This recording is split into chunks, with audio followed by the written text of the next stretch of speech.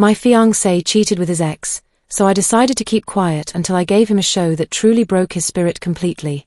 I work at Goldman Sachs here in Manhattan, and I'm not bragging, but I'm doing pretty great for myself with a lot of potential for growth. All of this while I'm still just 29 years old. During a finance conference I attended about 5 years ago in Chicago, I chatted with a man who was sitting beside me and we got along so well. A few months after that, we started dating and we've been together ever since. He just turned 31 a few days ago, but naturally with the way things ended, there was no need to call or send wishes or anything of the sort. It was actually on my 28th birthday that he popped the question, and I said yes right away. There's a bit of a smile on my face looking back at that because it was one of the happiest days of my life, and I'm sure of his, but that has soured a lot now, aged like unrefrigerated milk. Either way, he asked me to marry him. I said yes, and we were engaged. Happy days. Am I right?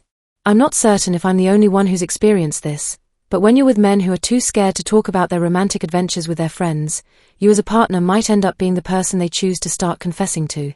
I've had this happen in 2 separate relationships, and this was one of them.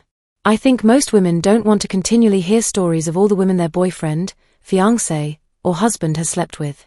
It's the same way I don't attempt to indulge any man with details of people I've been intimate with. Anyway, it happened a few times before I finally told him that I really didn't care to hear all of his stories. But before that point, I had heard a lot about his most recent ex. I think it's fair to hear about exes in any new relationship, but I don't need the intimate details. The woman's name was Amanda, and they had a pretty toxic relationship, but she was so incredible in bed, of course. We had been intimate at this point, and I had to wonder whether I was that amazing too. Maybe fewer fireworks for him. Supposedly, the bedroom situation was what kept him in such a toxic relationship, which I'll admit was a red flag for me. But he was much younger and by extension naturally much more foolish, so I let it slide. Anyway, that's the necessary background to what I have to say next. I heard a lot about Amanda in the early stages of the relationship, but after a point, nothing else. At that point, I assumed he had finally gotten over her, and that was good enough for me. I stopped hearing about her about 2 years in, even sparingly. Let's fast forward to the post-engagement stage. My fiancé David and I were already getting into the planning phase of things. We're both from relatively well-off homes in Connecticut. I wouldn't say my upbringing was wealthy or rich, but I've been told I'm out of touch before, and I accept my perspective might be a bit untrustworthy. Either way, both sets of parents wanted something relatively big. I was fine with a friends and family type of situation. No distant relatives I hadn't seen since I was a toddler, but everyone, including David, wanted it to be spectacular, so I gave up and let them have their way. Now, here's where things get fun. Admittedly, this is where things went to hell for me back then, but as I said, I'm trying to be relatively light-hearted about the situation now. We were searching for a venue, and everyone wanted something in some kind of scenic location, like a private vineyard, a historic mansion in the Hamptons, or even Central Park's conservatory garden. Fortunately for me, I made it clear that I was just fine finding an event space in Manhattan, but I was told I didn't have vision. So, I told them they could do all the groundwork regarding the location. I wasn't going to stress myself over something I wasn't that concerned about. Regarding a venue, David told me he was going to check out 3 of them with a friend, and I was totally fine with this. I mean, what was there to object to? He'd been with a friend to try out caterers and to look at tuxedos, so big deal. The day goes by and he tells me he checked out a few places with his friend and that a certain historic chapel in Westchester was tickling his fancy quite nicely. He said he was going to check it out again in a few days with the same friend just to make sure he still felt the same way about it. I told him that was fine because once again, I didn't care about the venue and there was nothing I could see to make any aspect of the situation seem off. Eventually, he went back to check the venue out with his friend again and the consensus was that it would be the place for us. So, we put our name down and would have to pay a deposit within 30 days to book the day for ourselves. I eventually did, so the venue was set. Everything went swimmingly for the next few weeks. Wedding preparations continued along just fine with additional things being settled, but for the most part, we hadn't put down too much money. I was very fortunate to have had things happen the way they did because one day when my fiancé went to sign for an Amazon delivery, he left his iPhone on our marble kitchen island. And who do I see a notification from? Amanda with the message, "You there, babe?" I was very tempted to go through his messages, but he came back within seconds holding the package he had picked up. I had no confirmation that it was the same Amanda, But if there was another Amanda calling him babe, I think that it'd somehow be worse in its own special way. It had to be his ex. I was able to keep my emotions in check because I know how women can be. She could be an ex being pushy or trying her luck with pet names and flirtatious messages, and he might be completely unreceptive to it. But as long as he had no idea I knew, I could wait for an opportunity to read more. That opportunity was coming sooner than I thought. That opportunity came about 10 days later when his colleague came to pick him up to go look at wedding bands at Tiffany & Company. He just happened to forget his phone, which was perfect for me. There was a chance of him coming back to get his phone, but I wasn't going to waste the chance. So, I picked it up and went straight to his messaging app and looked for Amanda. They had been talking. In fact, they had been talking a lot. There was a lot of regular stuff there. Some talk about the wedding. She mentioned the venue and how beautiful it was, saying they should go there again sometime outside of wedding duties. Ah, so she was the friend he went with. It only rushed back to me at that moment that he hadn't given me a name, and he usually did. He went with his ex of all people. The same Amanda I hadn't heard of in ages. The same Amanda who was so amazing in the bedroom. That spurred me to keep reading up and up and up. Yeah. And I got to the juicy bits.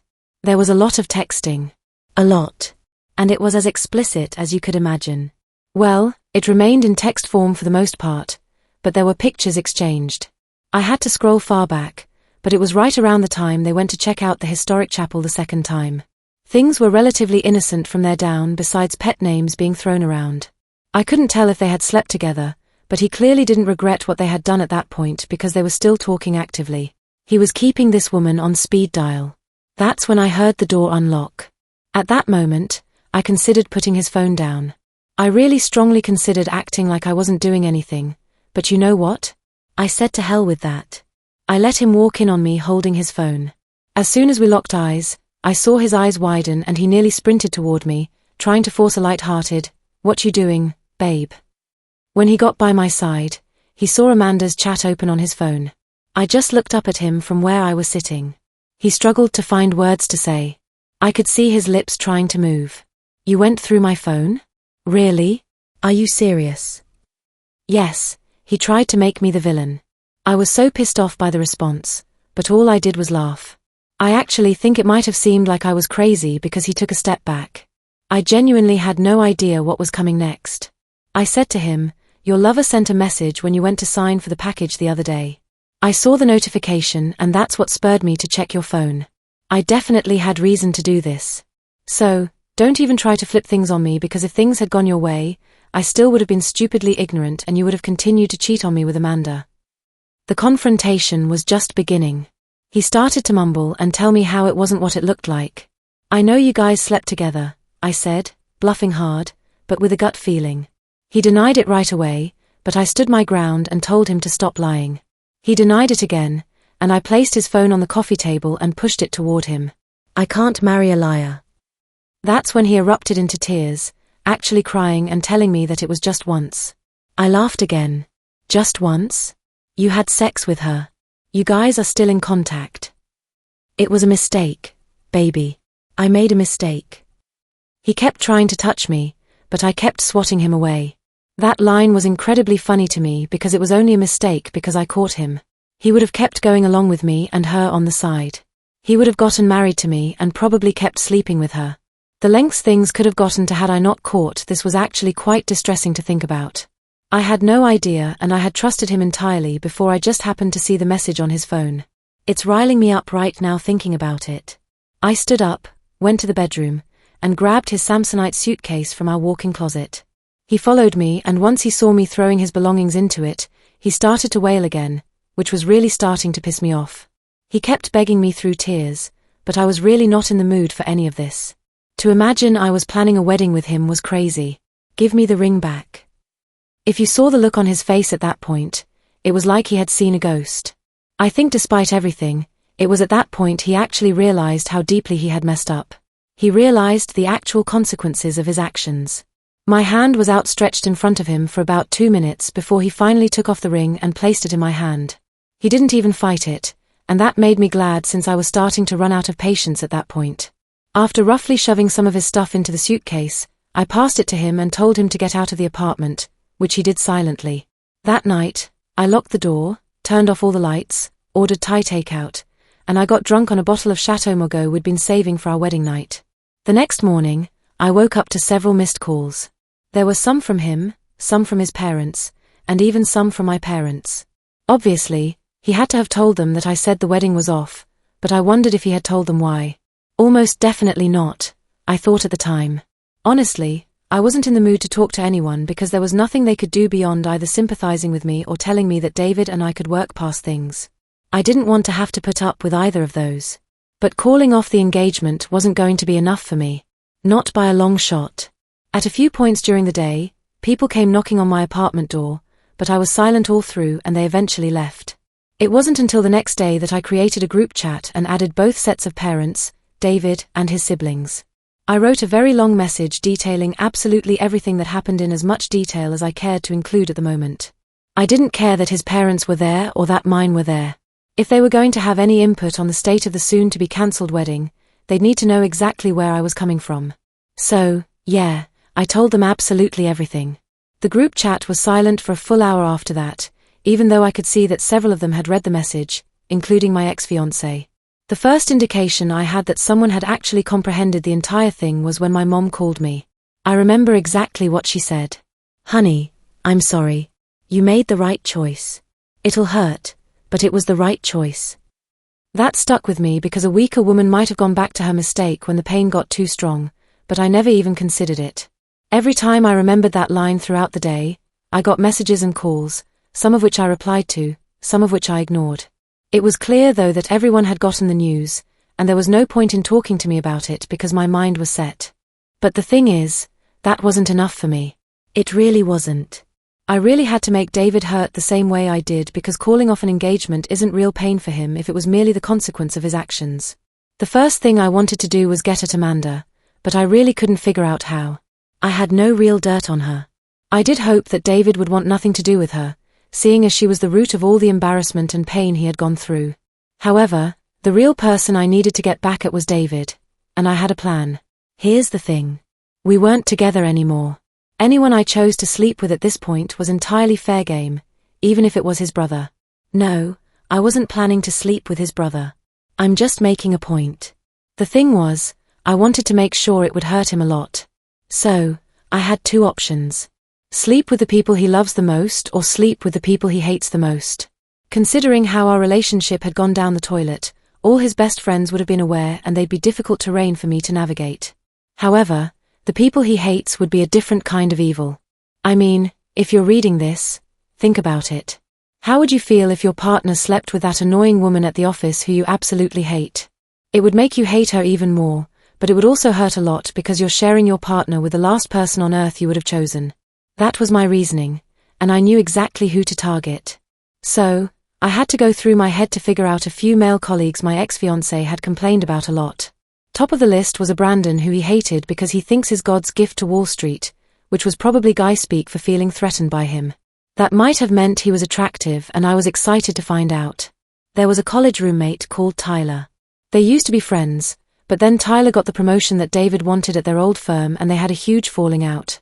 David hated him ever since. Finally, I could recall a guy from his gym called Antonio, and David explicitly said, "I hate him because he tries to show off with all the women there, and they all fall for his stupid charm." My list had a few other names, but let me jump ahead and tell you that I either couldn't do enough digging to find them online, or I failed to seal the deal. Anyway, Brandon wasn't hard to find. They work in the same building, so LinkedIn helped me out immensely in that regard. From there, I was able to find his Instagram account, and I messaged him from there. I use Instagram a lot, and I'm not trying to be conceited, but it's a pretty attractive page to those who like slightly lavish lifestyles. I had a lot of designer outfits. My Tesla showed up a few times, and a few vacations to the Maldives and Santorini I had been on also made appearances. When I followed Brandon, he followed right back within minutes, and I sent him a message. I played my usual charm, and I could clearly tell he was into me. This went on for a day more before I asked him if he'd like to go on a date, and he said yes. I made it very clear that day to take several photos of him and with him, and I made sure he looked amazing in each one. That date had a very happy ending if I say so myself. The next one was Tyler. Now, at this point, I realized I was doing a lot in the name of revenge, but I was committed. Tyler lived in Boston, but I still sent him a message on Instagram anyway. The problem was, and I didn't bargain for this, he recognized me. My ex-fiancé and him hadn't kept in touch, but I guess Tyler made it a habit to keep occasional tabs on his life out of spite or something, and I certainly showed up on David's social media. I was found out, so I went for an honest route. I let Tyler know I had split with David, and he said, "Good. I always thought he was a snake." The next message, "Oh, I'm sorry. I know you must still love him." I told Tyler that no, I did not still love him, and I was looking exactly for someone who I could share my disdain with. He started a video call with me immediately after that message. We got to talking about my ex-fiancé, and at one point I just said out loud, "I want to get back at him." Tyler said, "You could spend the weekend with me in Boston." It was almost too easy. Setting things up was incredibly easy. I took the Acela train to Boston on a weekend. Tyler and I went to Fenway Park and walked the Freedom Trail, again with lots of photographic evidence for my devious purposes. Then we went to his brownstone apartment and had some fun. He even let me take some very suggestive photos. Apparently, the animosity between the two of them was a lot deeper than I knew. Finally, it was time for Antonio. I was lucky with this one because I found him on Bumble. I had no idea what he looked like, but the name Antonio was certainly memorable from David's complaints. I matched with him right away and sent him a message. He was pretty slow with his replies, and when I proposed a date, he said he wouldn't be available for the week. It took a while for me to seal the deal, especially because it eventually took 3 dates to get anything to happen. I got my photos, though, of course, all taken with his full knowledge. It took exactly 6 weeks for me to finalize all of this. And I won't lie, I really wondered whether I was a sociopath to go through all that trouble to get back at someone. But I knew I'd finally feel a lot better at the end of it. So, I brushed those feelings aside. I texted David out of the blue one day, and it took him ages to reply, but he eventually did. We got through some very awkward pleasantries, but I told him I wanted to meet up with him, though. I didn't tell him what for, and I'm certain that got his hopes up. He told me he could be ready in 15 minutes, but I insisted that we meet in 3 hours because I really wanted to drive him crazy with the suspense. No, we were not getting back together, but I bet that's what he thought. Finally, the time came and I met him at Washington Square Park. He was there before I got there, which was unsurprising since I had been as sluggish as possible while preparing. He stood to hug me and I accepted it. It was easier to get his hopes up if I wasn't too cold. We went through a bunch of dry pleasantries before I took out my phone and airdropped him a bunch of media. I told him to take a look. His hopeful expression melted into devastation as he opened the photos I had sent him. The first face he saw was Brandon, and he said, "Why are you showing me this?" But before I could answer, he scrolled to the next picture, which had me and Brandon in it. Then he kept scrolling past the Brandon pictures to the Antonio ones. Antonio was a lot more fun to be around than you ever were. I made sure to say that extremely casually. I saw tears welling up in David's eyes, and he kept looking. Then he saw Tyler. First, a video of me and Tyler at Fenway Park, then the more intimate one. He literally watched that video loop 3 times before I said, "None of these men were as awful as you made them seem. In fact, they were all a lot better than you, especially where it mattered most." That's when I finally got my perfect revenge. He was completely and utterly broken, just like he had broken me. And you know what? It felt exactly as satisfying as I thought it would.